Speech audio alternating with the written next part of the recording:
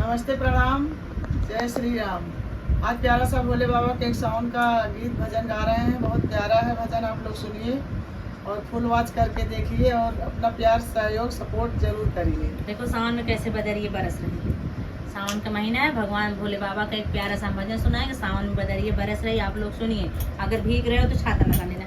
चलो सुनाते हैं आपको प्यारा सा भजन कि सावन की बरसे बदरिया भोले की नगरिया, सावन की बरसे बदरिया भोले की नगरिया, भोले की नगरिया मेरे बाबा की नगरिया, भोले की नगरिया मेरे बाबा की नगरिया, सावन में बरसे बदरिया भोले की नगरिया, सावन में बरसे